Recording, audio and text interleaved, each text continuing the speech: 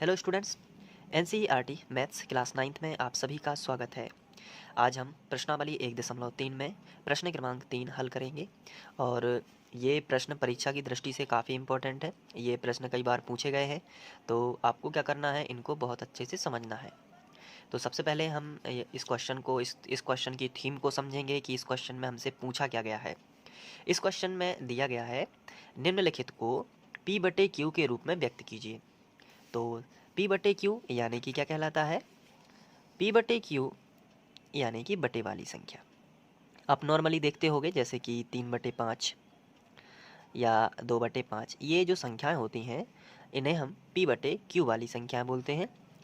इसे हम परिमेय संख्या भी बोलते हैं और इसे ही हम भिन्न संख्या भी बोलते हैं। क्या बोलते हैं?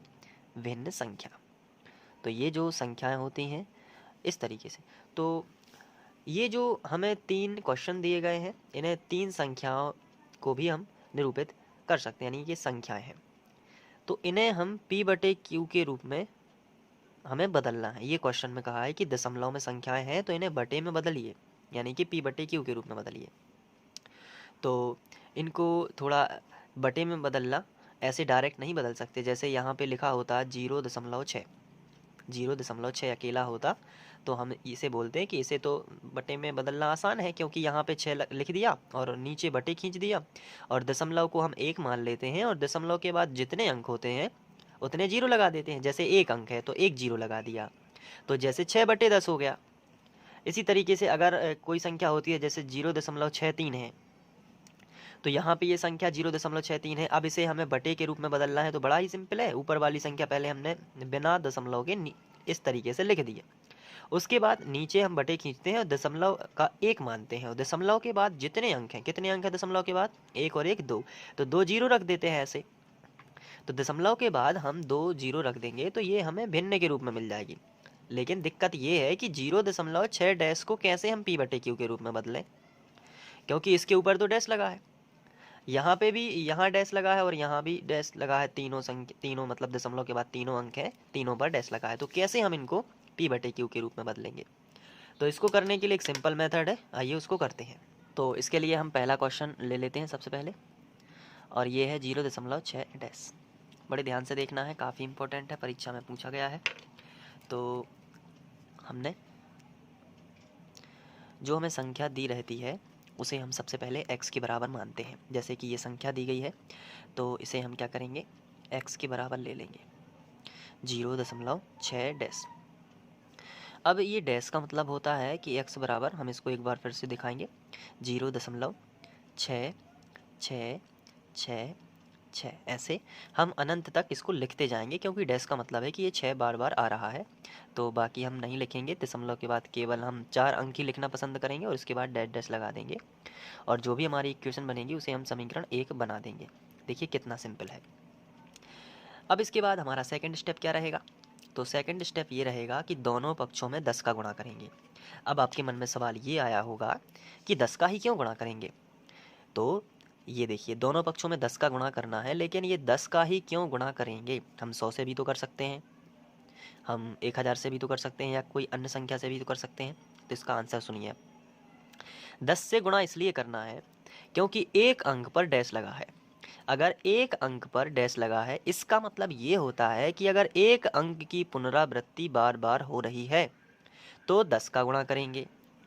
अगर 2 अंक की पुनरावृत्ति बार बार हो रही है, जैसे 0 दशमलव ऐसे होता, 0.63 होता और 63 पर डैश लगा होता, तो यहाँ पे 2 अंक के ऊपर डैश लगा है तो हम 100 से करेंगे, क्योंकि यहाँ पे 2 अंक की पुनरावृत्ति होगी, 6 3 6 3 6 3 6 3। तो क्या है, इसमें 2 अंक बार बार रिपीट हो रहे हैं, तो कितने से गुणा करेंगे? 100 से। और इसी तरीके से अगर 3 अंक रिपीट होंगे, अगर 3 अंक रिपीट होंगे, जैसे कि 0 दशमलव, हमारा तीसरा क्वेश्चन है 0.001, इस पर डैश लगा है, तो इसका मीनिंग ये है कि यहाँ पे 3 अंक रिपीट होंगे, तो यहाँ पे हम 1000 से गुणा करेंगे। तो देखिए यहाँ पे, अब फिर से देखिए, सबसे पहले हमने x बराबर लिखा 0.6 डैश, उसके बाद हमने इस 6 को फैलाया, दशमलव के बाद केवल हम 4 अंक ही लिखना पसंद करते हैं, उसके बाद डैश डैश लगा देते हैं और समीकरण 1 लिख देते हैं। अब इसके बाद क्या करेंगे, इसके बाद एक अंक पर डैश है तो दोनों पक्षों में 10 का गुणा, तो हम यहाँ पे राइट करेंगे दोनों पक्षों में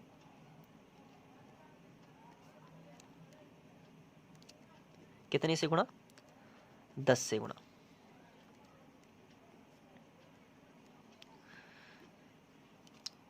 तो 10 से गुणा करेंगे तो आइए देखते हैं क्या होगा। यहाँ पर 10 से गुणा करेंगे तो 10x हो जाएगा, 10 का गुणा x में किया तो 10x। और यहाँ पे हम 10 का गुणा करेंगे तो अगर हम 10 का गुणा करेंगे तो ये दशमलव एक अंक खिसकेगा। अगर हम 100 से गुणा करेंगे तो ये दशमलव यहीं से 2 अंक इस तरफ खिसकेगा, यानी कि राइट हैंड तरफ, इस तरफ। ठीक है, ध्यान रखिए ये, तो आपको इसमें कन्फ्यूज़न नहीं होगी। और अगर 1000 से गुणा करेंगे तो यही दशमलव 3 अंक छोड़कर यहाँ लग जाएगा। तो अब आपको बताना है कि दोनों पक्षों में जब हम 10 का गुणा करेंगे तो ये दशमलव कितने अंक खिसकेगा। चलिए बताइए, एक अंक खिसकेगा ना, तो कितना आएगा 6.6। यहाँ आ गया है दशमलव, देखिए यहाँ से खिसक के दशमलव यहाँ कहाँ आया है, यहाँ पे। तो अब कितने अंक बचे, 1 2 3, तो 1 2 3। लेकिन हम दशमलव के बाद 4 लिखना पसंद करते हैं, तो यहाँ पर हम जितने चाहे भी 6 बढ़ा सकते हैं, तो हमने एक और बढ़ा लिया, तो हो गए ना 6.66666। अब हम डैश डैश लगाएंगे, यहाँ पर बहुत सारे 6 हैं और इसे हम समीकरण 2 बना देंगे। इतना तो आपको समझ में आ गया होगा। सबसे पहले क्या किया, जो संख्या दी है उसे हमने x के बराबर लिखा। उसके बाद हमने क्या किया, इस 6 को इस पर डैश लगाया, तो इसे हम चाहे जितने बार भी फैला सकते हैं। तो हमने कितने बार फैलाया, इसे 4 बार फैला दिया और बाकी हमने क्या कर दिया, डैश लगा दिया। अब हमने दोनों पक्षों में 10 का गुणा किया, क्योंकि एक अंक पर डैश लगा है, यानी कि एक अंक ही डबल हो रहा है, यानी एक अंक ही रिपीट हो रहा है। तो एक अंक पर डैश लगा है तो 10 से गुणा, 2 अंक पर डैश लगा है तो 100 से गुणा, और 3 अंक पर डैश लगा है तो 1000 से गुणा। तो एक अंक पर डैश लगा था, इसलिए हमने दोनों पक्षों में 10 से गुणा कर दिया। तो यहाँ किया, इस पक्ष में भी होगा 10 से गुणा और इस पक्ष में भी होगा 10 से गुणा। यहाँ किया तो 10x हो गया, यहाँ किया तो एक अंक खिसक गया, तो एक अंक खिसक गया, तो यहाँ दशमलव के बाद केवल 3 6 बचे। तो दशमलव के बाद केवल 3 6 है, तो हमें इनको क्या करना है, 4। तो हमें एक और बढ़ा सकते हैं, क्योंकि यहाँ पर तो अनंत 6 है, तो हमने एक और बढ़ाया और इस तरीके से 3। तो दशमलव के बाद यहाँ भी 4 अंक है, दशमलव के बाद यहाँ भी 4 अंक है। अब ये है समीकरण 1 और ये है समीकरण 2। अब यहाँ पे एक छोटी सी बात ये करनी होती है कि समीकरण 2 में से समीकरण 1 को घटाना होता है। तो हम यहाँ पे लिखेंगे कि समीकरण 2 माइनस 1 से, तो समीकरण 2 में से 1 घटाएंगे तो 10x में से 1x चला जाएगा, तो कितना बचेगा, सीधा सा 9x बचेगा। तो यहाँ पे हम डायरेक्ट लिख सकते हैं 9x। देखिए कैसे घटाएंगे, ये जो इस तरफ वाला जो पक्ष है LHS वाला, इसमें से ये घटाएंगे और इसमें से ये घटाएंगे। तो 10x में से 1x चला जाएगा तो 9x, और ये इसको घटाना है, तो इसको थोड़ा आपको ध्यान से देखना है कि कैसे घटाते हैं। सबसे पहले हमने इसको लिखा, क्योंकि इसमें से इसको घटाना है, तो पहले हमें ये लिखना है, ये क्या है 6.66666। घटाना क्या है 0.6666, तो 0.6666, इसलिए मैंने दशमलव के बाद समान अंक लिए थे। अब आप समझ गए होंगे, ताकि घटाने में आसानी हो। तो अब क्या करना है, माइनस 6 में से 6 घटाएंगे तो 0, 6 में से 6 घटाएंगे तो 0, 6 में से 6 घटाएंगे तो 0, 6 में से 6 घटाएंगे तो 0, और 6 में से 0 गया तो 6। तो 6.00, यानी कि इसे हम 6 ही लिख सकते हैं, ये वाला। तो हमने लिखा 6, तो घटाने से हमें मिला 6। अब हम x बराबर 6/9 लिख सकते हैं। अब ये 3 से कैंसिल हैं दोनों, तो ऊपर का 3 दूनी 6 और नीचे का 3 का 9, तो x बराबर कितना आएगा 2/3। ये हमने भिन्न के रूप में, इसे हम p/q भी लिख सकते हैं, p/q के रूप में हमने निरूपित किया। तो अभीष्ट भिन्न क्या होगी हमारी, तो हम यहाँ पे लिख सकते हैं कि अभीष्ट भिन्न हमारी होगी, और वो होगी 2/3। तो यहाँ पे 0.6 को हम 2/3 लिख सकते हैं। जब हम 2/3 का भाग देंगे तो हमारा आंसर 0.6 ही आएगा। आप करके देख सकते हैं, 6 6 रिपीट होगा।